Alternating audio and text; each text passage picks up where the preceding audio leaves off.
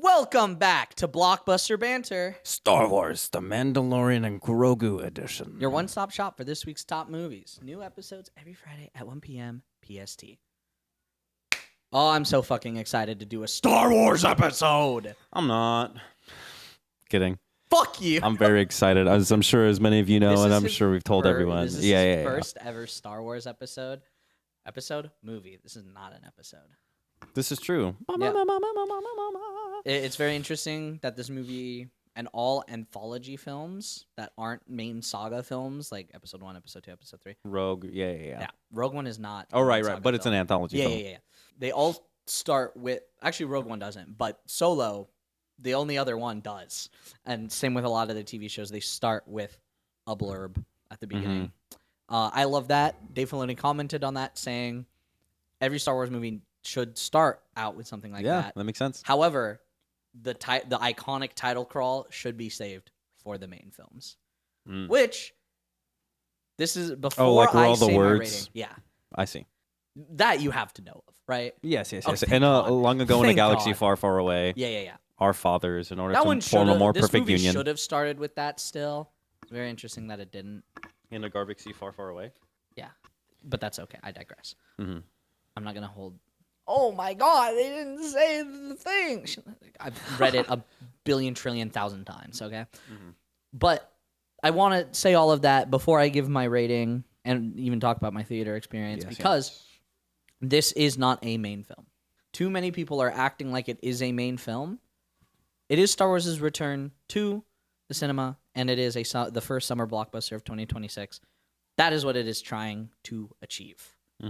Think back to 2015 when The Force Awakens first came out. It was not trying to achieve something super groundbreaking. In fact, it reverted everything back to Episode 4 and was a clone of Episode 4. Yet everyone loves it. But I digress. All of that is set up for what I'm going to talk about during this podcast episode. You're kind of like a Star Wars historian, to be honest. Yeah, I know a lot about Star Wars. Our resident Star Wars I know guy. an ungodly amount of Star Wars. Yeah. The theater experience I thought was great. Everyone clapped except for this fucker. I clapped. Oh, did you? Yeah. I did a golf clap, though. I apologize. I didn't see it. I didn't see dude. the movement. I'm Frick. proud of you. I know everyone else I came with clapped because I was looking at them. That's why I didn't see Oh, the really? clap. Yeah, we had And a nice fun group I started of the 6. clap as per usual. Unfortunately, it wasn't packed, and this is actually It's a shock. the second time that I've been to a Star Wars movie on opening day where it wasn't packed. The first time was Solo. Out of how much? So the other times that you'd experienced a Star This Wars is movie, they the were packed, sixth time that I've been to a Star Wars movie on opening night. and they were each packed. Yes. Well, all but Solo. So Right, two right, of the right. 6 times they were not. That's unfortunate. I love when an auditorium is packed with I a bunch love of a people packed who just auditorium. who just want to see shit happen, have good times. Unfortunately, 3 years, no Mandalorian. Damn, it- 3 it- years since the last season. And this doesn't count. Other stuff is within the universe, right? To Correct. keep the hype going, or not the hype, I guess, but the So this is the Mandoverse, right? The New Republic era. After Mandalorian season 3, the same year we got 2023, we got Ahsoka season 1. Season 2 is coming out next year. Do the math. I will be talking about Star Wars release schedules for the Mandoverse soon. It's bad. And then we got Skeleton Crew the following year, which, while part of the New Republic era and part of the Mandoverse, was the most disconnected thing. So honestly, I'm not counting that. So it has been 3 years, regardless of if you're doing Ahsoka season 1 or Mandalorian season 3, since we have picked up on this Damn. plot. And unfortunately, and why this movie isn't any higher, it doesn't really continue the main plot all that much. it's just like a side adventure. It very much is a side quest. However, that is the entire show of The Mandalorian. Yeah, it's This is a bounty hunting Western. and all that. Yes, Yeah. exactly. This My is a thoughts Western. exactly. In He is an space. outlaw. And we all have to remember that The Mandalorian is what saved Star Wars. Andor, everyone loves Andor, okay? The reason we got Andor is because live action Star Wars was saved by The Mandalorian. It looked very interesting. I remember when the trailers were coming out and seeing It's very good. just the steel helmet. I was like, very this good. guy's just aura. I will say, very beneficial to you, this is That it's a probably side quest.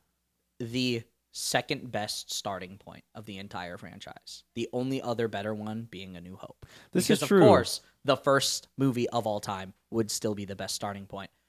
But this is the second best, and I don't think it's that far away. as a new watcher, I would say it was very easily digestible. With like, they're not throwing out a bunch of buzzwords that I wouldn't need to kind of dig deep into my brain for. And I mean, they used big names that everybody knows, regardless if you've seen Star Wars or not. You know, Jabba the Hutt, precisely. You know, fucking. And we got our Glup Shittos. We got a good handful. It would seem like there were some reactions that you had with Drake. Because they were all Glup Shittos. But I was like, what the fuck? They're all Glup Shittos. Oh. Glup Shittos. Yeah. It was all Glups. I think some of your exact words were the implications that this character being in this movie has. I'll talk about that. Yeah. That shit was crazy. And it was just a slug. Yes, literally. That's how much Star Wars I know, by the way. One more thing on the theater experience I did want to mention before it escapes my mind is that there was this family that was next to us, as I'm sure you know because you were there. Oh yeah, I glared at them a lot because they were on their phone. They were all on talking. their phone. Yeah, I forgave because they're kids. This is true. Exactly. Yes. But I did see them whip out their phone every now and then, and I would go. They did this thing though that was during the trailer. I thought that was very precious because it was a younger girl and their even younger brother. But every time there was a trailer, they would start, "Ow!" like this, and then if they didn't like how the movie looked, they would thumbs down, and they would kind of gladiator it, and I thought it was cute. That is cute. Oh my God! god! Okay. I just had a Tyler Garver moment. Yeah, because I forgot I was beating myself up. Fucker. One of our best performing clips too. Ow! But yeah, going back into how it was to watch this thing, very easily digestible. I had a great time watching Space I want you Cowboys. to tier list first. Yes, because of this, but easily digestible. Solid A. So, with everything I have just said, I wanted so badly to give this more than 4 stars on Letterboxd. I wanted so badly to give it 4.5 and put it in S tier. S, wow. I was having the time of my life. This was the perfect return to Star Wars after 7 years, with honestly very in terms of projects, fluctuating in terms of quality. This was the quality. This month in general for Star Wars, or this year, has been really, really good for Star Wars. There's nothing Star Wars after this for the rest of the year, non-canon stuff. But that's insane. Canon-wise, there's nothing. We had Maul Shadow Lord, and now this, and genuinely, this year has been amazing for Star Wars. We are fucking back. However, because this does not push forward the main story of the New Republic era, I have to give it A tier, but I will be putting it at the very, very top of A tier. Nice. Because I love this movie. I love it a lot. And maybe I'll change my mind. There's ideas I have where this could go in terms of the greater timeline, mostly involving Rada the Hutt and the fact that the Hutts are fucking gone. Those are the last descendants, insane. isn't it? Huh? Those were the last descendants? Probably. Yeah. Descendants starring Cameron Boyce. Why did we make 4 and 5? We should do an episode on 5. That'd be the first time we cover a streaming movie and not a theater movie. Oh, yeah. That'd be interesting.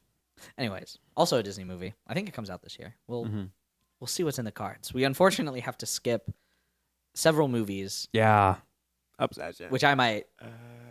I mean, not even might. We'll be going to watch anyways, but won't be making episodes on sadly. Maybe we can do like a mini. Yeah. Anyways, the Hutts, realistic. Okay. I want to address one thing going into the plot of this movie that I've seen a lot of. No. I'm kidding. Okay. I was insinuating that I wasn't gonna listen. Okay. Escaped me. It's gone. The Hutts. Yes. People were saying and are still saying that this movie has nothing to do with the greater galaxy. One, that is not a requirement of a Star Wars movie. The greater galaxy as in like the whole saga, basically. Did Acolyte? Okay, people hated that. That was a really bad example. Oh my god. That was an awful example. I don't think the Bad Batch did. All it did was show the transition between the Republic and the Empire. I guess that is pretty important. But that's the biggest thing it did. And that's why I bring that up. And everyone loved that. Maul Shadow Lord has done nothing for the greater galaxy. And the clips I've seen have been fucking... That show is phenomenal. Whoa. That show is really, really good.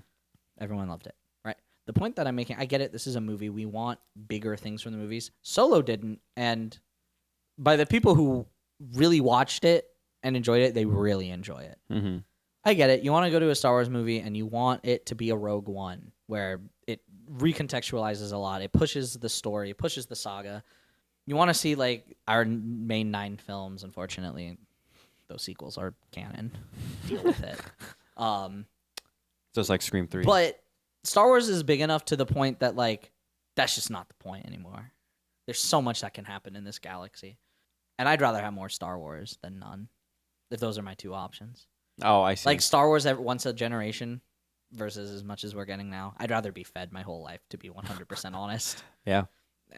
Call me a fucking Disney milk drinker. I don't give a shit. Also, like, in my mind, it's whatever you can do with whatever you got. I don't see the need to, because I feel like sometimes you can bite off more than you can chew. Yeah. And if you're not like Will Smith, then you can't proceed to therefore chew it. That's a clip. I really hope that people understand that reference. If not, it's okay. I'm alone. But my point is, having this space adventure be strictly between, I don't know, the planets, the huts that we're on, and then the planet where Mando was, and then the planet where Sigourney Weaver. The New Republic. Yes, exactly. Where they were frontier bases. Yeah. It was easy for me to be like, okay, I know where we're going, as opposed to, especially as a new watcher, being like, I did not ever feel the need to be like, except for when I was curious. Besides the New Republic place, none of these planets we've been to. Nal Hutta has existed, and Nal Hutta has been in comics and video games and stuff like that. Never in a movie, never in a TV show. No, we've been in. I'm not counting TV shows. Never in a movie have we been to Nal Hutta. I think Clone Wars goes to Nal Hutta once or twice, but that's animated. This is the first time in live action Star Wars that we get to go to Nal Hutta. That was fucking awesome. Yeah. The other planets, all of them were new, and that was also awesome. Really? Oh my god, the Gotham planet. That shit was incredible. Gotham City, the planet. Yeah, dude. Imagine. Realistically, so this is how it works. Planet, the most civilized spot is going to be here. And the reason, this will make sense in a second. And that is because every planet is connected to a hyperspace lane, which is, when they go lights FTL, right? Hyperspace doesn't put you down here or up here at random. It puts you here. So, of course, the most populated spot on a planet is going to be directly underneath a hyperspace lane. Mm-hmm. So realistically, that was just the most populated. Kind of like in Lego Batman. Yes. The little. Yeah. I see. But that is important to know because you will eventually see a blockade, and you will probably ask me why they don't just go around. They will always show up here, and the blockade will always be here. And if they tried to do this, they're gonna get murdered. Ah, I see. Because I don't know, if I saw a ship come out of the hyperspace lane and then try to go around, I'd just shoot them personally. My goal is to not let them get to the planet. I guess that's a good point, yeah. Anyways. And then they can't access it. I see. Because that's the whole point of a blockade. But that's how blockades work. That's how hyperspace lanes work. Yeah, no, realistically, that entire planet wasn't... Because in the Outer Rim, it's like the slums of the Star Wars galaxy. Just depth, then? Is that what you mean by population? Well, Coruscant has over 1 trillion people on it. Yeah, but does the civilizations go like outer and then inner towards the planet? Or towards the center of the planet? No. Oh, they're still on the surface. Yeah. Okay. It'd be like how Earth has several cities. Yeah. That realistically. And then if it wasn't one city spanning if our hyperspace sent you to Chicago. Yeah. Okay. Chicago would realistically be the most populated place on the planet. Because why would I waste a day or two flying around the planet to get to fucking butt-fuck Tatooine? This is, yeah. Tatooine's already butt-fuck. Actually, good point. I didn't even think about that. You'd probably most likely, yeah. Mm-hmm. Quickest route, easiest to digest. Everything was so easy to except for when my curiosity really was like peaking, I was very easily able to be like, okay, I don't need to ask anything. I'm not confused. I know exactly where we are. I know where I'm I'd at. have to explain so much more, and the only thing I did explain was my like super deep lore knowledge.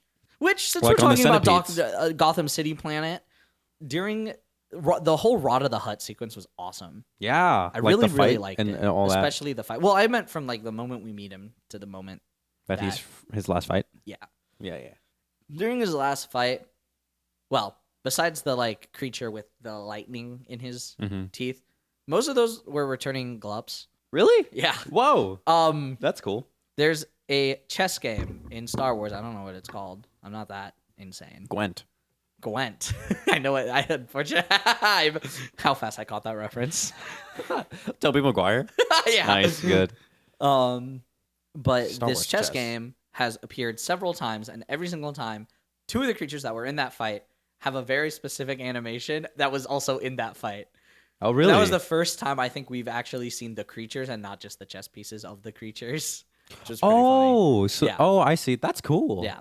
It's chess adjacent. It's obviously not exactly like chess. It's also played on a circular board and not a But like the little spherical. pieces that people play with were the monster or the some creatures of that them. we're fighting. Yeah. That's sick as fuck. The slug, the color slug, the juicy little guy. I'm very curious because unless they have been illegally breeding color slugs, which I do that in sometimes. canon we don't know much about color slugs, or the planet Korriban/Moraband. That is the Sith homeworld. Where they were? No. Oh, That's where color slugs are from. I see.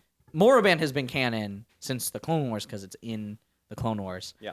The funnest way that a lot of actors or writers would sneak things from Legends into canon is to just include it in dialogue somehow. Kind of like, hint at it. Because then it's canon. And if Disney wants to fuck with that, they're going to have to deal with thousands of pissed off Star Wars fans. I mean, they probably do millions all the time. Yeah, realistically, It was millions. a huge franchise. We care. Unfortunately, we care because we lot. care a little too hard. Yeah. We care to the point that we're the worst fandom on the internet, and the Undertale fandom exists. Pretty sure the Hazbin Hotel community like unironically stinks. That's the Fallout. That's the one Fallout Boy Man is in, right? Yeah. That you didn't know was Fallout Boy Man. Yeah. And I'm in that fandom too. That must have been more than I you don't bargained stink. for. That's The a fact reference. that the fandom stinks. Yeah. It's just a reference to the song. Oh. Yeah. But The Sith Star Wars homeworld. fandom is the worst. But yeah, the color slugs are from the Sith homeworld. Mm-hmm. So I'm very interested how they got them, because that would mean you'd have to go there, and it's like a restricted planet. It's been for thousands of years. Realistically, the Empire could have changed that, but it was under the Republic. And this is obviously the New Republic and Imperial Remnant, so we don't really know what the greater galactical law is. I will say, for your experience, it's probably a good thing that this movie was super easy to digest and wasn't 1,000,000% politics. Star Wars is very political. I could imagine from the scenes that I've seen from other films. Some of those monologues have been great. I mean, literally all of Andor. As much as I love Star Wars action, Andor got me to appreciate the political side and the slowness that Star Wars could have. sending a message. Yeah. Oh, no. Like, I got more excited watching Mon Mothma find a legal loophole to force the Senate to let her speak and defame the Emperor than I did from pew, pew, pew, pew, pew, pew. That's a really good. That's huge. That's pretty accurate. That's huge. That was pretty good. Yeah. Pew, pew, pew. I know. I've been doing my this God. since I was in kindergarten. That's fair. I'm not even joking. Lunchables used to have these cardboard cutouts of Clone Wars characters, mostly clones and droids. So I would buy them in bulk and eat Lunchables to get the cardboard cutouts and then play with the cardboard cutouts. That's awesome. And I would always just go pew pew pew pew pew pew pew. Little cardboard cutout literally did this, like literally. Yeah. Like, it's so I really liked. That's just quickly reminded me of. I liked seeing the young people in the audience as we were watching. Yeah, it's very interesting as the Mandalorian tests the best with baby boomers and toddlers. Either extremity, not even. That's very interesting. I mean, I would not have expected that. The middle people watch it too, of course. Star Wars is beloved typically by the first Star Wars you experience. My favorite Star Wars will always be the Clone Wars. Why? Because I grew up with it. It was on Cartoon Network, right? Yeah. My yeah. uncle's favorite Star Wars is Goated. actually the 3 prequel movies because I showed it to him in timeline order. If you tell me you like the Acolyte the most, I will have to strangle you. Oh no. You can like the prequels the most. I probably won't. That's fine. I think my favorite leg of Star Wars is from Andor to Return of the Jedi. It's a 5-project run that's absolutely incredible. I'm a huge sucker for like classic 70s films. I don't know. I really like the way that it was shot with like, very seldom cuts from different scenes, and it was just a lot of long single shots. Well, not single shots, but longer shots. Yeah. So I feel like aesthetically they're also just gonna very easily resonate with me. So Fair enough. Super excited. This for that. movie did a really, really good with the practical effects. Mm-hmm. A lot of the creatures were practical. I could tell when it was CGI because of the ones that were practical. Grogu's a little droid, like IRL. A little robot. Yeah. Dude, it looks They took really off his, good. he took off his shirt and posted behind the scenes pics of all the wiring. It's insane. It looks really good. It looks really good. This It's is a the most really good mobile robot. Grogu has ever been because I think typically Grogu's been a puppet. So they made Hand puppet. Grogu, not a hand puppet. Oh. I don't think, like a Rocky puppet. I see. Yeah. So this is the first time Grogu's been a robot, and they need to keep Grogu a robot because if he goes back to not moving like this, I'm gonna be weirded out. Especially because I would imagine that for the TV shows, they would have very similar budget, no? Or like Not to the production, movies, no. at least similar production quality.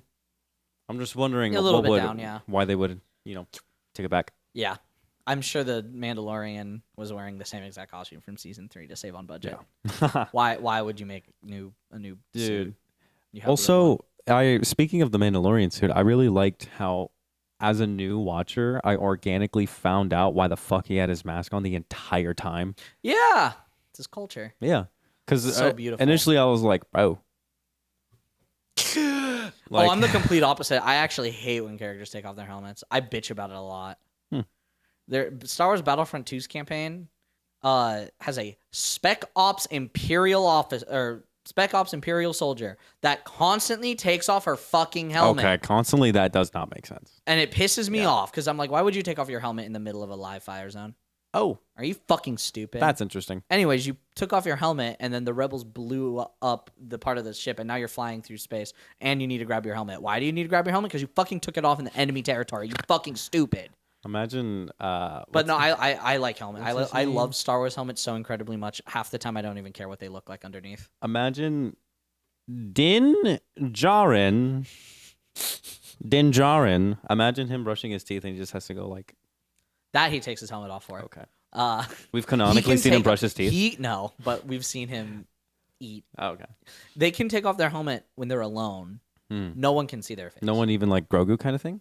No. Wow. No one can see their face. What about within themselves and their own culture? No one can see their face. Grogu is part of his clan. They are Clan Mudhorn. That's what their little emblem is. I Grogu's thought little really emblem here, Mando's. Yeah, they are Clan Mudhorn. Once Grogu takes the creed, he's going to have to put a helmet on and never take it off. So it's like if you and I were boys and we were from the Mandalorian planet, we would just know each other via helmet? No, because we would be foundlings while we are boys. When we transition into full-fledged Mandalorians. When we what? I'm kidding. That was pretty good. When we get old enough to take the creed and the oath, then we put our helmets on. Then we would. Oh, but I'll be like, okay, that's Tyler in helmet, Yeah. and then I'll never see your face again. You shouldn't. No, cool. That Respect. is specifically the Children of the Watch, as they follow that creed. The Mandalorians have tens of factions. There's Death Watch, Concord Dawn. Oh, I thought you were about to stop with one of them. I think they're the protectors of Concord Dawn. They're pretty cool. Oh, I see. There's Maul's Super Commandos, Imperial Super Commandos. Wow. Super Commando is what I call my. But yeah, they all have their own different cultures. That's cool. In Clone Wars, the most dominant faction is the pacifist faction. Nice. And yeah, well, they pay the price for being pacifists in wartime. Guys. Well, they don't try to stop the war. They just refuse to join it, and eventually it gets to them, and they don't. Yeah. It's great. Some of the best writing. Do you want to get into some highlights? Oh, God, yeah. Or what more do you got to say, big man? I mean, the world is your oyster. I'm sure you have notes. I think I've talked about everything I think about the plot. Oh, excellent. This Cool. is really good, very digestible, super fun. Couldn't agree more. Greatest ride. One of my favorite rides this year, actually. Yeah. Even though it's not my favorite movie this year, this is one of my favorite rides. Like, this is one of the movies that I've sat the whole time. I had to be. Even with like the slower, like not melancholy. That's a lot. Yeah, that's my highlight. One of my highlights. Continue. Sorry. Oh well, I mean, yeah, you can segue off of that, but like, I really liked when it was Grogu taking care of the Mandalorian and he was going through his own journey. There was almost no dialogue. It was just music. Yeah, take it away. Let me know your thoughts. We got to meet what's his fucking name? Glup Shitto. One of the Glup Shittos. One of my favorite Glup Shittos now. Is he another thing? Gatori, no. Oh, he's new. Brand new? Yeah, I wrote his name down. I wonder if he's ever going to show up again. He fucking better. I need my boy Dexter Jetster to come back. What the fuck? Bro, some of the Glup Shittos have crazy names. Ben Quadaneros. What the fuck is this guy? Wait, are you looking at Ben Quadaneros? No, Dexter Jetster. Bro looks like if a toenail became a thing.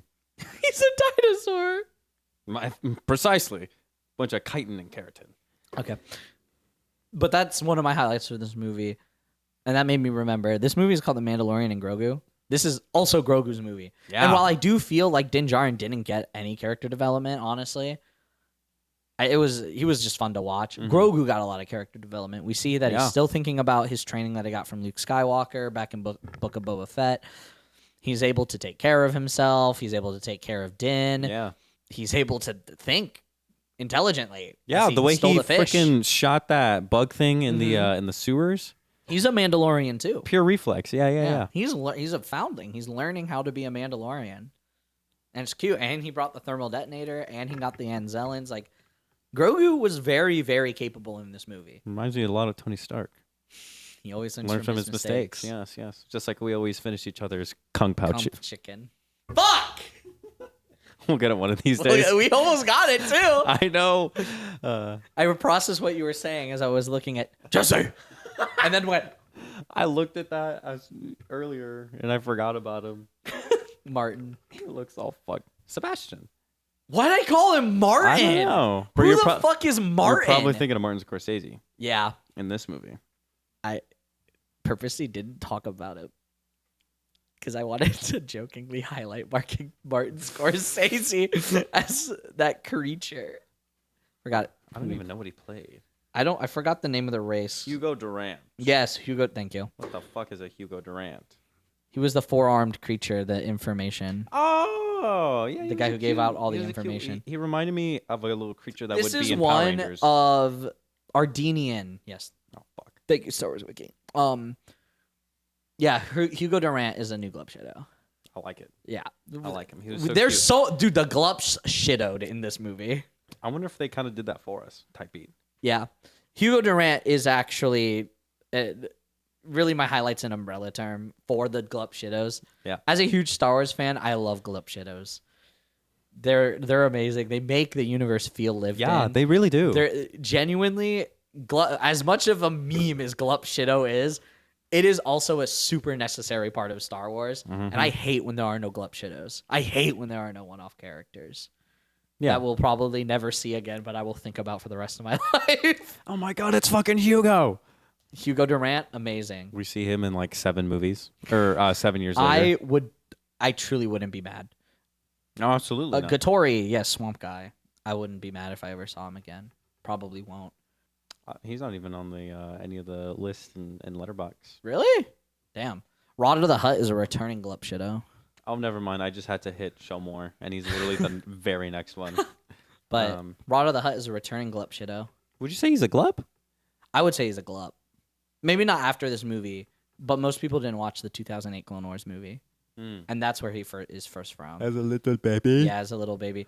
I'm not going to lie. That hologram of baby Rada unironically made me shit my pants. Knowing that creature rode on the back of Darth Vader at one point is so funny. What the fuck, Because really? Anakin Skywalker saves him. Oh, I see. Yeah. That makes a little more sense. It's so fucking funny. Fun fact. Both Mandalorian and Rod of the Hutt have met Ahsoka Tano. I'm assuming you've heard of her. I don't know. I didn't know her last name, but I know Ahsoka, yeah. There's only one Ahsoka, so. Yeah. But, yeah, fun fact. And Rada is my last highlight. He is a huge. He's a standout in this film. Yeah. Crazily enough, I never thought Stinky from 2008's Clone Wars would make a theatrical comeback 18 years later and somehow be one of the coolest parts of the movie. Yeah. He really. Now I have one low light. Mm. But you should do your highlights first. Ludwig. That music. Oh, Goranson. Dude, when we you should have highlighted the music, but you were when we landed on planet Gotham. The techno synth music was crazy. Dude, that shit hit. I also love the opening Mando theme with the X-Wings flying. Yeah, the X-Wings flying up with the sunset in the background, and it was like, the shit felt like that Top was Gun. one of the best Mando theme drops in the entire Mandoverse. Yeah. Between that music and like the reoccurring elements of using that presumably like woodwind instrument that does the main. Yeah, you know what I mean. The Mandalorian theme has always been amazing. Yeah, the way that's introduced in several parts of the movie was really great because there were low moments that had it, and then there were high moments that had it, and either way, it was like, oh, your ear catches it, and it felt appropriate for the situations. I'm just gonna say this now. He's also doing Goranson's also doing the Odyssey. If you didn't know that. Oh, I did not know that. Goranson, Dude, he's on I a run. think he also did Creed 2. Yeah. Yeah. So we've had him. And we've talked about him on the podcast. He's produced on before. Childish Gambino's albums before Really? as well. Redbone. Goranson is the successor to John Williams. I'm going to stand by that. In terms of Star Wars movies, I think every single Star Wars movie from here on out needs to be done by Goranson. Unfortunately, we're never going to get a John Williams track again. Is he retired? I think so, yeah. Uh, But yeah, I think Goranson should be the one who scores Star Wars films from now on because that was an amazing score. A score is super important to Star Wars. You'll see that because once we get absolutely. I mean, like I said a week ago, we are doing timeline order for our retrospective series. Nice. You're gonna listen to that shit later because it was just so fucking good. It was so good. Mm-hmm. So I don't think there'll be any standout tracks in the Acolyte. Honestly, it didn't have a great score. That probably contributed to its failure. The Phantom Menace, despite being one of the worst movies, does have one of the best scores. Does that have Duel of Fates? Yeah. No. Yes. It's yeah. I was thinking of a different one. That's in episode 3. I see. Which is better, in my opinion. I know, but the music. But Duel of the Fates. Oh god. I'm just saying right now. If a woman sat me down, gave me ice cream, and explained to me Duel of the Fates and everything to do with that song and that scene, I'd marry her. Do I know it? I'm getting a wig. Oh. But like, do I know it? Yeah. But it'd be really fucking hot. I would just sit there and pretend I don't know a thing. That I'm learning all this for the first time. It's like when Jake the dog says, "Whatever you want, mama." Yeah. Felt. Do you have any more highlights? Not to my knowledge. I was gonna say to quote Skeletor, but he doesn't say that. He just sounds like that. Yeah. To use Skeletor's awful voice. Can't wait for next week. to use it. Anyway, sorry. bad. No. I'm getting ahead of myself. My one lowlight has nothing to do with the movie. What the fuck? It's actually the first game I'm gonna make us play. Yay! Excellent. Bonus. I hope Tell me how much you think this Lego set costs. $32. Nope. $16.99. $16.99. Yes. $45. What? Why?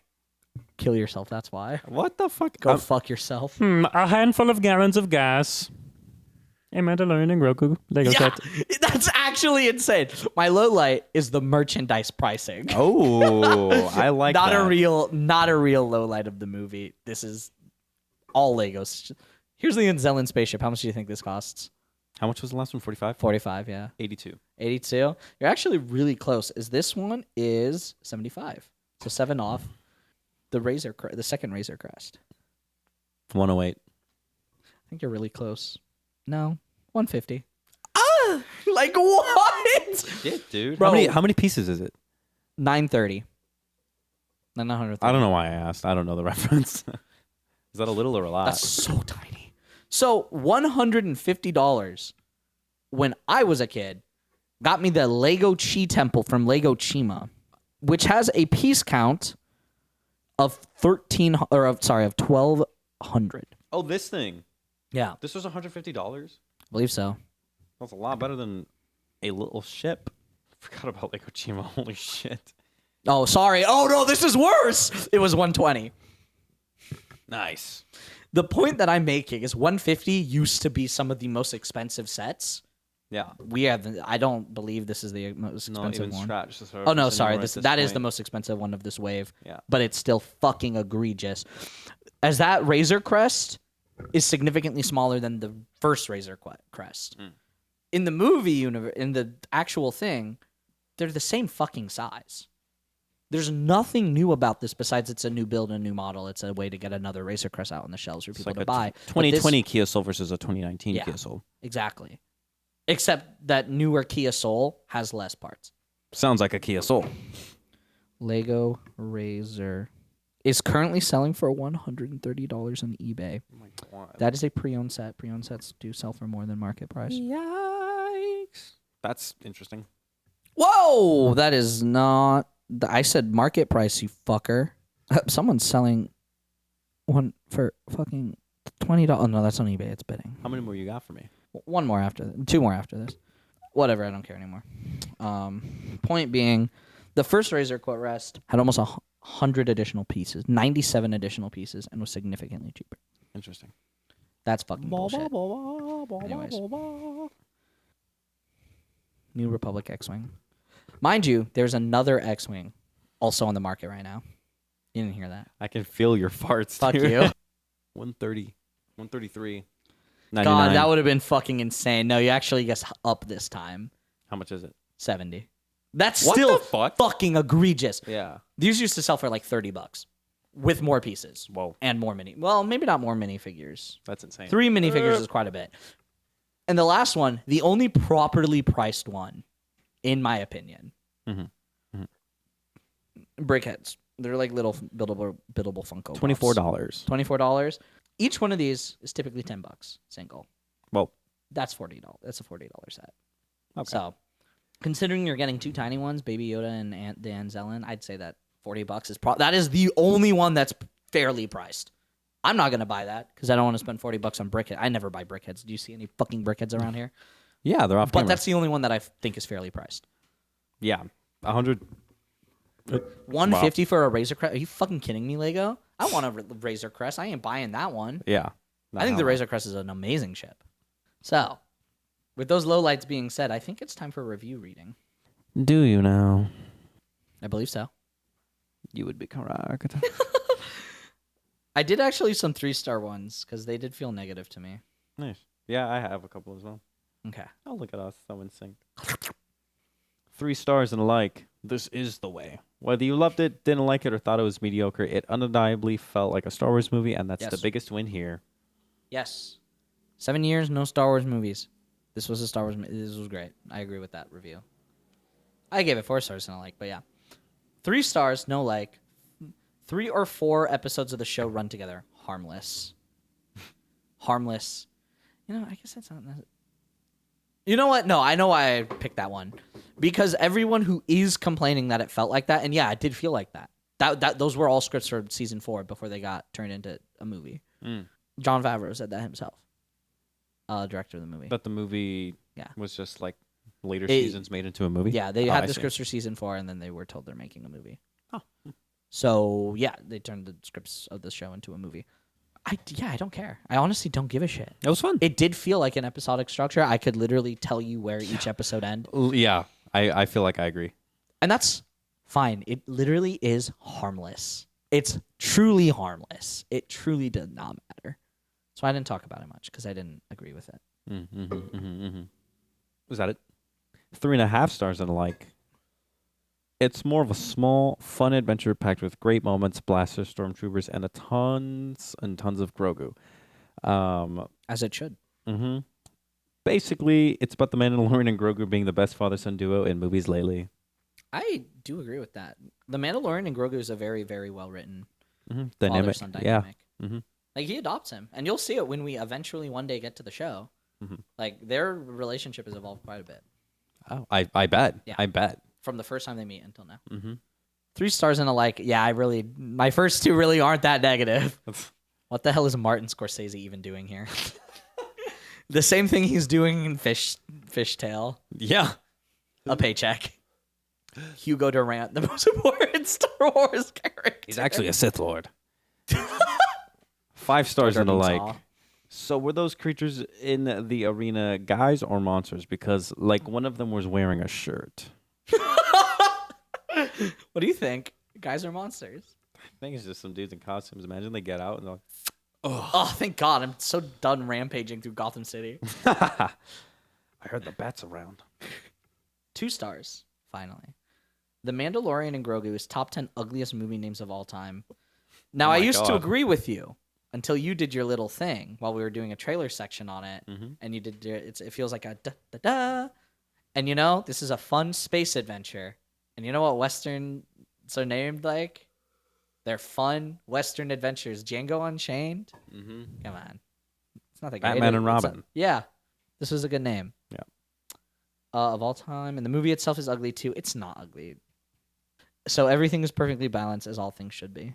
Yeah, no, personally, I disagree with you. Thanos reference out of nowhere. Yeah, Fuck. the random Thanos reference. It's okay. I did Fishtail. That's a good point. was pretty, actually. I thought it was very visually appealing, unless they don't mean aesthetically, and they're That's just being what I was sourpusses. thinking. I was wondering what could you possibly mean by the movie itself is ugly. Because I thought it was very aesthetically pleasing. It looked great. Mando looked great. Grogu looked awesome. Grogu's never looked better. The Hutts looked awesome. Like, I don't... What looked bad? Yeah. No, I'm with you there. My next one is 3 stars and a like. Ludwig plays a Lambo parked near a Burger King. Somewhat complimentary. What does this mean and why did I like it? I was wondering the same thing. 1.5 stars. Watched for the plot, in parentheses, Grogu. That was pretty funny. Grogu was amazing in this film. Highlight. Truly, I really, really did enjoy them. My final one, 4 stars.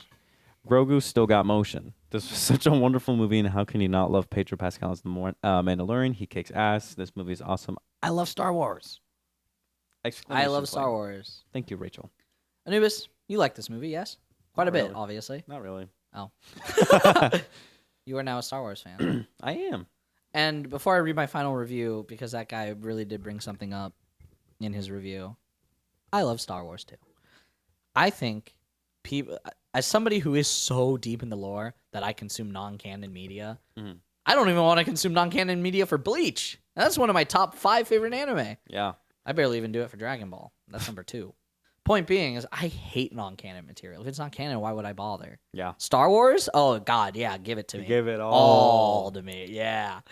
Just like iCarly. And I think it is super important for everyone to recognize one thing. We are all united by our shared love of Star Wars. Who cares if Anubis hasn't seen the rest of it? He loved this movie. He's a Star Wars fan.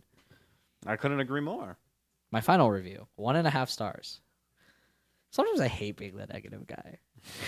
Because I disagree with all of these low-rated reviews. About halfway through, so something happens, and I thought, in quotes, oh shit, maybe it's going to start getting good now, end quote. And then it did not. I disagree with you. About halfway through, I thought, oh my God, this is going to get even better. And then it did. I do think the second half was much stronger than the first. Yeah. Because the first half doesn't really have any character there beats. There were some more stakes. Yeah. I loved, once Embo started aura farming, oh my God. Holy shit. Is that the other bounty hunter? Dude, holy fuck. Fucking Kung Lao type shit. Yeah. Dude, yeah. Literally nothing but aura farming. Couldn't agree more. Let's talk about some characters. Yeah. You know, I wanted to ask you a couple questions specifically since, you know the lore a lot better than I do. No. I wanted to ask your opinion. I have a list of some people I just pulled, because it's like I'm really curious about learning the lore. So I just wanted to have your help with finding out what felonies that these guys committed. I pulled their databases from StarWars.com/ Are you quizzing me? Yeah. No. Oh, no. Okay, I was going to say, I don't keep track. I'm not so versed that I can tell you Darth Vader's felonies. This is going to be completely here. Don't scroll past these. Okay, so you have those pictures. Okay. And then I'm going to just ask you to associate one of the following crimes in order in no particular stance. Okay. I don't even know who one of these characters is. Did Boba Fett commit arson? Yes. Tax fraud? Probably. Adultery? Oh, no, this is like multiple choice. Oh, I understand what I'm doing now. Okay. Human trafficking, political secession, jaywalking, or an overdue parking ticket. He did at least 2 of these. Okay. He did human trafficking and arson. Oh, look at me. I was right on the nail. Okay. What about Kuil? I love this. What do you think he's guilty of? You can reference at the top, actually. I don't know why I told you not to scroll. Okay. Mm-hmm. Queel is definitely jaywalking and overdue parking ticket. Is that the one you don't know? No. Oh, okay. I'm going to make shit up for the guy I don't know. Queel is a farmer, and I think it'd be really funny if he goes into town and starts jaywalking, and he hits people with the "I have spoken," and that's it. Last word. Done. No one can say shit. Oh, that's him. Yeah. Nice. I fully believe Queel jaywalked. Someone tried and stopped him, and he went, "No, I have spoken." And then, like, holy shit. And then he got a parking ticket for leaving this little creature right outside, and then he never paid it. Miggs. What's he guilty of? God. A lot, probably. Probably arson. Probably a tax fraud. He used to be an Imperial, as the photo you have provided with me has him in his Imperial outfit. Yeah. That, ironically, is when he's not an Imperial, but meh. He's definitely, I feel like he's committed arson, probably committed tax fraud, as he defected from the Imperial Empire, and I feel like he committed tax fraud after that. Human trafficking, as he was a mercenary for quite a while. Mm-hmm. And definitely overdue parking ticket. There's no way this brother in Christ does not have an overdue parking ticket. Imagine looking at that political record and being like, so it says here in 2016 you parked in a handicap spot, and then you trafficked humans. Want to talk about that? No. What about Bib Fortuna? Obviously, you know Bib Fortuna. Oh my God. Arson, tax fraud, adultery. Most definitely adultery. That, oh my God. He's definitely done human trafficking. Mm. He's probably committed political secession at one point in his life. He probably has billions of overdue parking tickets. Realistically, he doesn't, though, because he would be like, hey, I'm Jabba the Hutt's right hand. Oh, okay, so you know this one. Yeah. I see. You absolutely Do not give Jabba the Hutt parking tickets. Yeah. Or any associates. Yeah. And then jaywalking. Nice. Damn. 6 for 7. Got a little too excited there. What about Alf Stroller? Yeah, I don't know who the fuck this is. But based off vibes, he's committed arson. I like it. He's trafficked a human. Probably adultery. He seems like a guy who would commit adultery just looking at him. It's the beard and no hair. Yeah. Yeah, that's about it. Nice. Ahsoka? Ahsoka. Now you see, she was trained by Anakin. The Geneva Convention is a checklist. Skywalker. So realistically, What's his middle name? The Geneva the Convention? convention is a checklist. Oh. That's not his. That's awesome. When we watch the Clone Wars, you're gonna see nothing but war crimes committed by this man. I bet. Holy shit. If it was in our world, of course. Mm-hmm. Ahsoka has definitely jaywalked. She lived in the criminal underground of Coruscant at some point, and she probably left her speeder in a spot that and it got a bunch of parking tickets, and I don't think she ever paid them because she went on the run. This is a very good point. She has probably committed political secession. She did leave the Jedi Order. There you go. I'm counting that. Uh-huh. She was human trafficked. That counts. It's Cool. going on a record. Yeah, cool. Human trafficking Yeah. as the victim. She has not done adultery.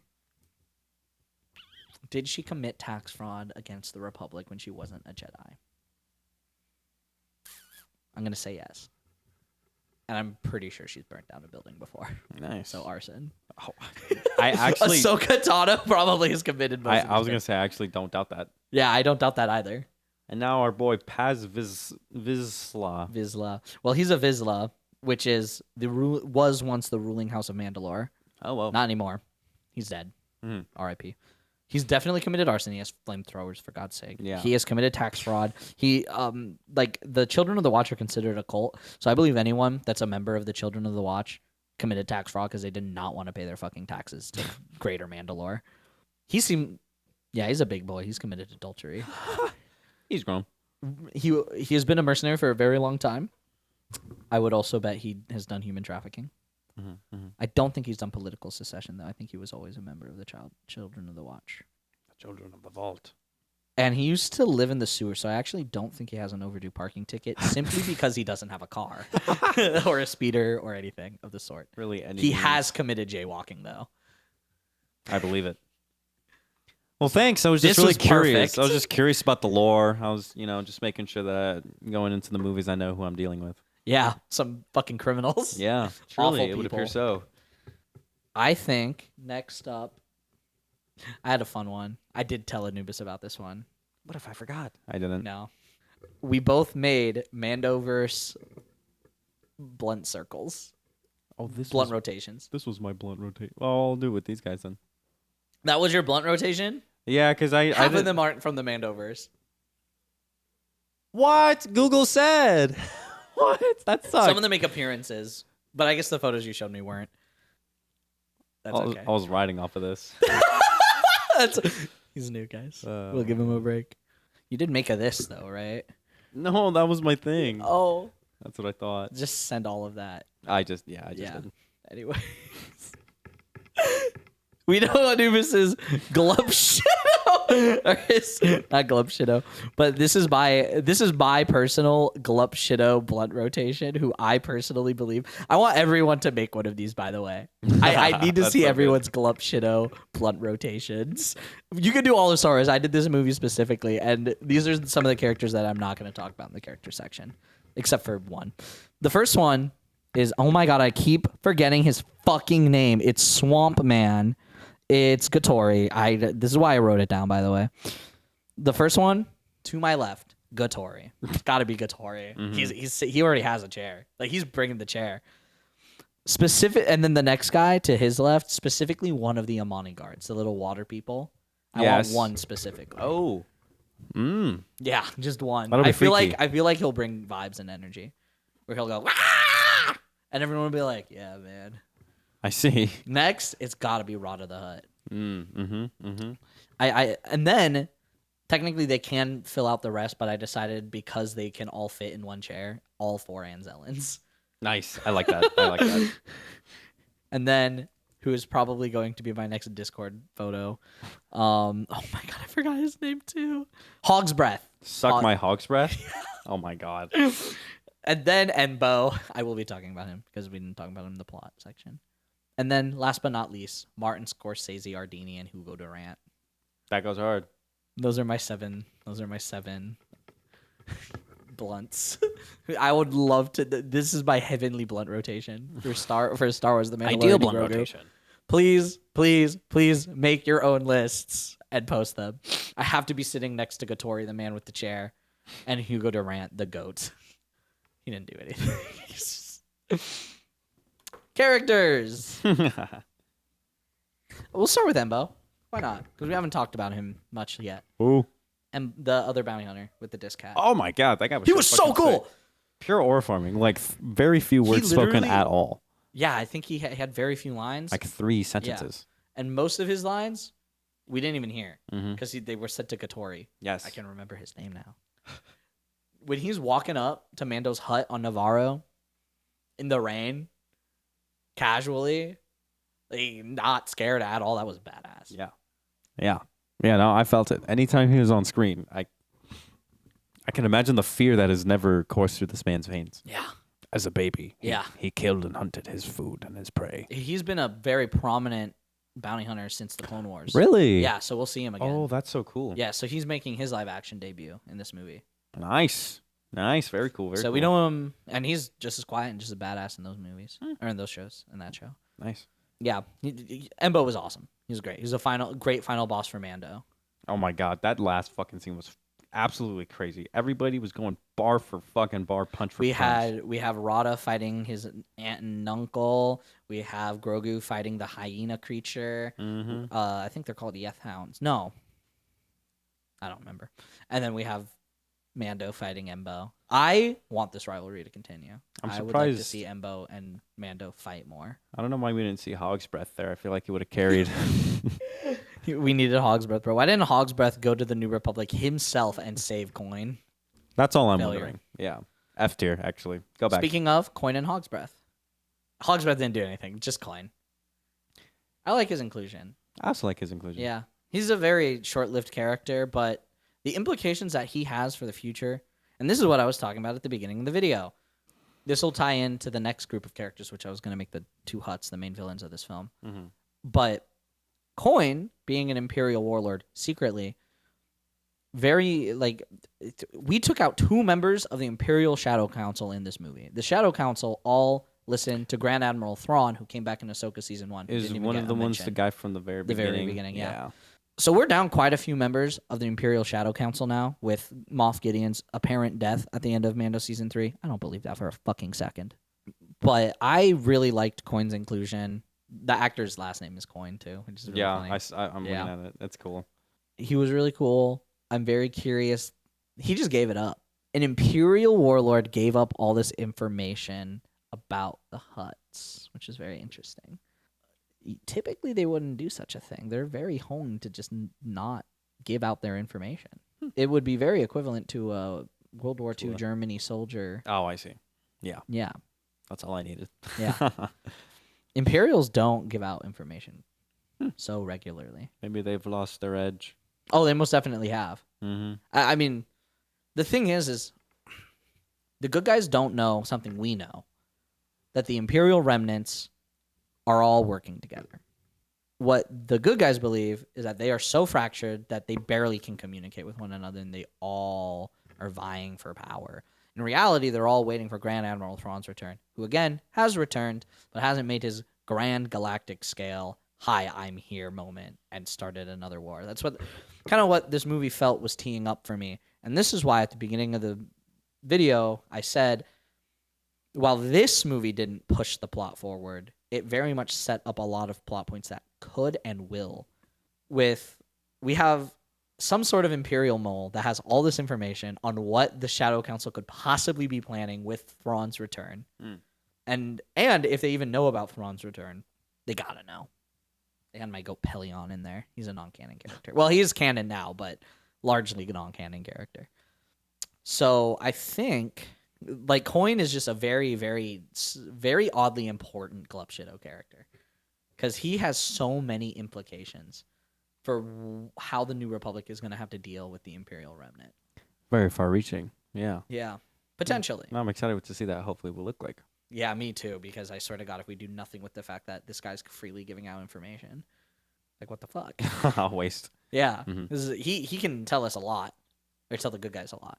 Mm-hmm. We know of this, how deep the Shadow Council goes. We know Thrawn's back, but he can tell them that, and that's big. And I alluded to the next two characters I wanted to talk about, the twins. How do you feel as them as villains? I want you specifically, because this is your first time in the universe, and also with Hutts. I feel like I'll like the infamy of the Hutt name as I see it in earlier films, because this one kind of. This is the worst we've seen the Hutts. Period. I was gonna say it felt like a sort of legacy name where it's like, oh yeah, everybody knows the Hutts, which I know the Hutts. Yeah. Like I can imagine what that name looks like, but as far as you've in never this seen movie it. specifically, I'm like, yeah, I believe it.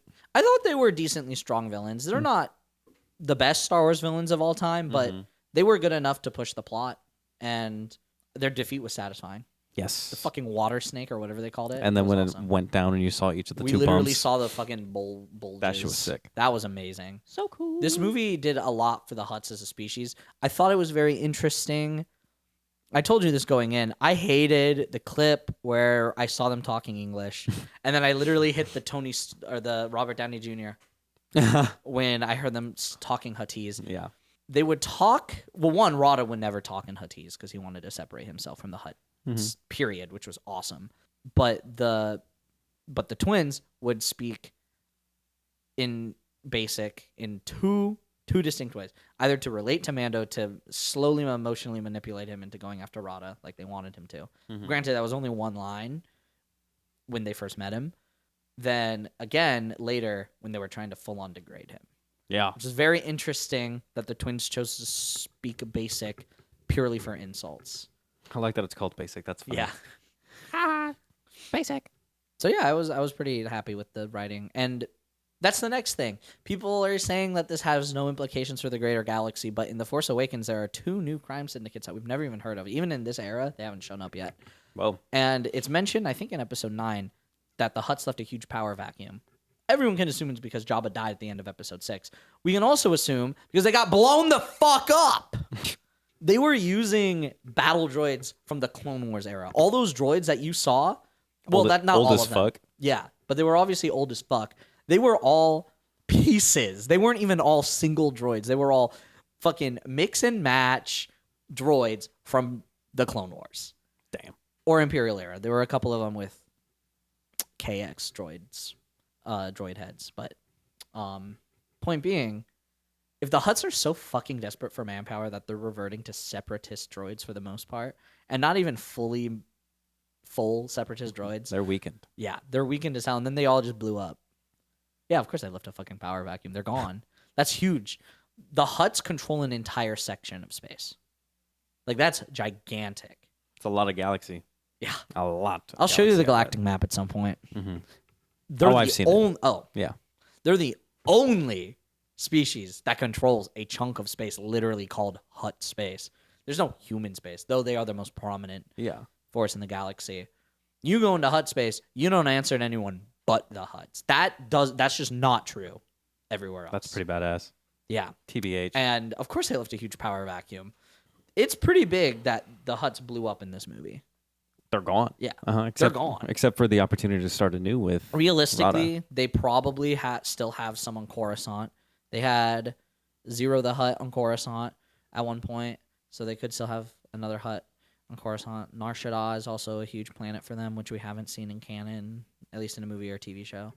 So, yeah, like realistically, they might not all be gone, but like you said, with Rada joining the New Republic is huge. The Hutts didn't join the Republic. They were just crime lords for thousands of years. And Rada the Hutt is probably the first Hutt to ever fully join the Republic in either form. There's again, that could be a this huge movie hand. is setting stuff up. And, sometimes it's fine. It's harmless, as the one review said. Right. I have one more character I want to talk about. Okay. Zeb, the purple guy. That was so bad. What was that? I was trying to do the FNAF. Okay, I thought you were trying to do it. Yeah, it was really fucking bad. Oh, Gareth Zeb Aurelios. As I told you, he's making his live action. Well, his movie debut. He was in Mandalorian season 3 as a cameo. Purple guy. What's his name? Gareth Zeb. Just search Zeb Star Wars. Oh, yeah. Yeah. And I'm sure as you're Googling Zeb Star Wars, you see what he looked like in Star Wars Rebels, where he was predominantly featured. Yeah. What'd you think of him? Because something I really liked about him is how I always thought I was like, oh, his cameo's over, and then he'd come back, and he'd be a pretty big part of the movie, and I liked him and Mando and how they interacted. For me, it kind of just felt like the, kind of like if you played a GTA game, like GTA 8 or some shit, and then Michael came back. We're never getting that. Yeah, exactly. And Michael was like, get in the car. And then he gets you to the safe house, and he's like, stay safe out there. I know I can be like. And then at the end of the game, he's like, get in the car. Stay safe out there. Yeah. That's how it felt to me. Fair enough. I wonder if that'll change, because we will be rewatching this movie when we get to it in the timeline. Hell yeah. Hype. So I'm curious how much that'll change. So I disagree with you. Hmm. I love Zeb's inclusion. Yeah, I don't know shit about One, I loved his inclusion. Two, I loved his role. And I thought him and Mando bounced off each other really, really well. Critical role. I think that's it. Nice. Characters-wise. Yeah. Trailers. Okay. Yeah, I was going to say, I personally don't think much of the performances externally. Trailers. Two. That was everything we had to say about The Mandalorian and Grogu. Thank you for tuning into this episode. It's a bit of a longer one, this yeah. Is next time. Yeah, I know, not on purpose. Thank you for sticking around this long. So, trailers. We got 2. Unless you have a third one, but Odyssey and Masters of the Universe. But you're too afraid to use it. Yeah, we'll start with Masters of the Universe. I fucking hate how he hits that shit, dude. Jared Leto's going to ruin that movie for me. And I'm not going to be happy walking into next week's episode. No, 2 weeks from now's episode. Next week's background. But you're too afraid to use it. I'm too afraid to watch the fucking movie. Just hearing that every time. Regal Unlimited, but you're too afraid to come watch my movie. You're too afraid to use it. I would have preferred an Italian mob boss Skeletor. But actually, that would have been closer. That would have been closer. But the movie looks so good. It looks Everything really else about the sick. movie looks amazing. Every time I'm like, yes, yeah, and he's talking again. Yeah. Yes, yeah, and he's Especially because he again. looks so fucking cool. He does look amazing. Mm-hmm. Here's the thing, though: looks aren't gonna fucking save Skeletor. Hell no, they're not. And Skeletor will ruin this movie. I'm sorry. No, I'll probably like the rest of the movie though. I'm guesstimating like a C tier movie Yeah, likewise. or a D tier for disappointment. That's pretty much The Bride. Right? I don't That's know. pretty much where all the D tier I don't movies know if have been.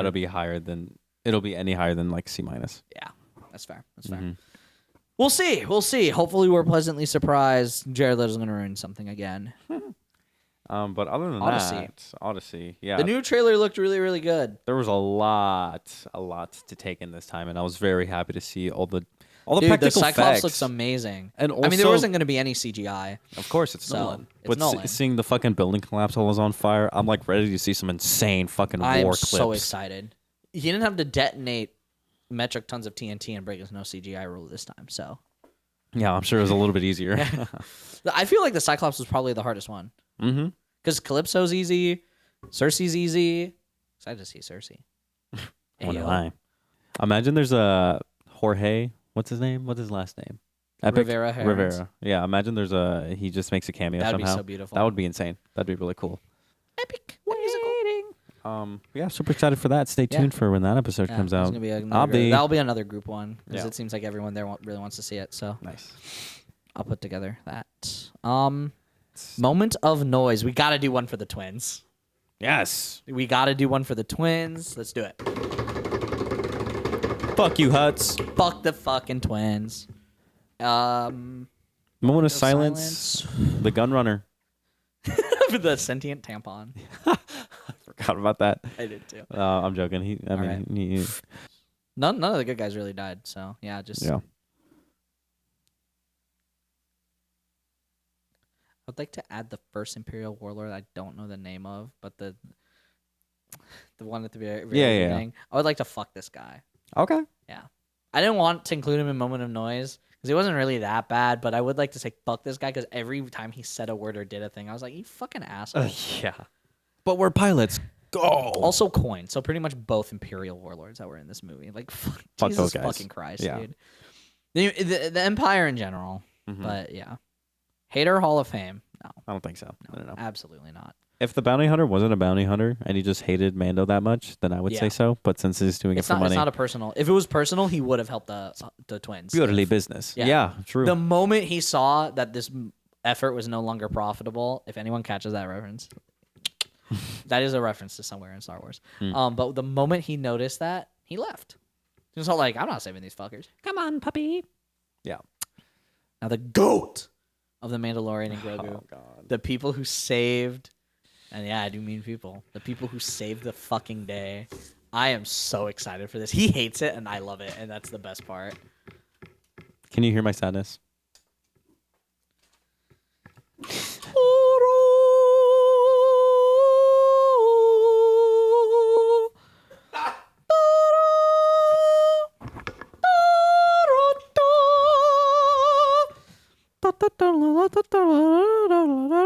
Just look them up on Google. You'll know exactly hopefully what image I was trying to reference. And if not, I don't blame you, and I am sorry. It's all four of the Inzellans, though. Yes. We really loved them. Their team up with Grogu was amazing. There wasn't much to say on them, which is why we didn't talk about them. I like their little ship. Yeah. Their Really ship was badass. awesome. Really badass. That $75 Lego ship. And they came back with the whole fucking fleet. Dude, that was amazing. They literally saved the day at the end. They did. When I saw that, I literally thought to myself, "Oh, thank God, Anubis gets to see fucking starfighters." I mean, to be fair, we saw him a little bit, yeah. But I needed you to see the scene where we just go between all the fucking pilots. Yeah, that shit was cool. Yeah, that's Star Wars will always do that. I love how they So that don't was experience beautiful. any G-force. They could do a complete, and they're just like, Yep. Yeah, you saw Mando doing that. It was just. yeah, super chilling. As opposed to when This astronauts is we had a hard sci-fi show earlier this year, or movie with Project Hail Mary. This is soft sci-fi, yeah. flaccid sci-fi. And now, I'm so excited for this one. I got so many. The first Star Wars blockbuster banter: smash or pass. I'm starting with gloves. Smash or pass. God damn it! Smash or pass. I forgot the fucking swamp guy's name. And I'm saying it before. Smash or pass. Gattori. Swamp guy, Yeah. smash. Hell yeah. Smash. Fish with. Fish with. That's That was crazy. crazy. It was like how we finished Finished each other's Kung Pao chicken. chicken. Finally, dude. Final fuckingly. Smash or pass one of the Amani warriors. Just one. Those were the sea creatures. Oh, you're thinking, not wondering what they are. Skin and make into shoes. Oh my god. Yeah, They would be badass. they'd be pretty good shoes. Smash or pass 5 of them at once. Oh my god, pass. 10 at once. What the fuck? Double it and give it to the next person type beat. Yeah. Pass. Cool. I'm going to pass all 3 of those options. I'm not touching one of them. Not even gonna skin them for shoes? No, I don't want. I'll be fine. Gattori's got me. Fair enough. Ugh, this is what I wanted from Smash or Pass. Smash or Pass Raw to the Hut. Pass. 600 pounds and never felt safer. That's also a very good option. So smash. Rana the Hutt is the biggest hear me out of all time. That's good. That's good. Smash or pass a single Anzelin. Smash. Good. Yeah. Elope. Also smash. Yeah. Smash or pass all 4 Anzelins at once. Smash. Also smash. There's plenty of me to go around. Polycule with them. Yeah. But smash. My 4 husbands. What if one of them's a woman? We don't know their gender. Yeah, they're still going to be my husband. Smash or pass Hog's Breath. Oh my god. Maybe do some community service with just to get to know him first. Picking up some trash around town. He's a criminal, so I don't think it's gonna be great. Yeah, I killed this person, and then I killed that person, and then I killed another person. I stand where I stand. Okay. Pass. His horns scare me. Smash or pass Embo. Who's that again? Bounty Hunter Discat. Oh, dude. Pass. He's got a dangerous lifestyle. Smash. He's got a dangerous lifestyle. That's just so fucking badass. Smash or pass. My probably like top 5 Glup Shido of all time. Michael Scorsese Ardenian. Hugo Durant. Well, he's got a family of his own, so maybe just... He could be divorced. No, I'll just choose to try to work with him in his shop. Give him some days off. Work with him. Yeah. Smash. Raw, next second question. Father to his children. I like it. His child's. His child's. Smash or pass Coin. I'm passing. He's evil and he's ugly. I'm sorry.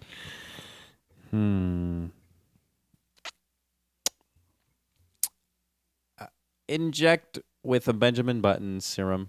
Oh my god. So he'll reverse age and then become Yeah. nothing. Okay. Scared. Smash or pass the twins. At the same time. Oh my god, pass. Pass. Run. Oh. Run and hide. Fail. Die. In that order. In that order. Very nice. Smash or pass Garazeb Aurelios. Who's that? The purple guy. Oh. I was like, we just did this. I was like, how? Pass. He reminds me of Andy Serkis. Smash. So much. What's wrong with Andy Serkis? Nothing. I would just rather smash Andy Serkis. I'd smash Zeb because he reminds me of Andy Serkis, but he doesn't remind me of Andy Serkis. Also, Steve Blum's voice is music to my ears. I would want him to take his weapon and shove it up my ass. Whoa! Smash or pass Colonel Ward, played by Sigourney Weaver. Pass. I would just be I would just be thinking of Kitty. And Kitty's a child. That's weird. Smash. Sigourney Weaver's hot. Smash or pass the man, the myth, the Mandalorian, Din Djarin. Smash. Yeah, smash. Pedro. Dude, I would love to be at his little hut with him and live Yeah. and fornicate. I'm completely butt naked except for an apron. Do you want some cookies? That's awesome. All right, I think that's everyone. Had some glups, had some shittos, had some real actual characters. I think the Glep Shitters were the friends we made along the way, to be honest. That's I just agree. me personally. Thank you for tuning in for this extended episode. Yeah. We played games. I like the games. Yeah. Those are very fun. But all right, we'll see you next week for Back Rooms. Yes. Stay tuned for the next A24 movie of the year. God, I'm so hyped.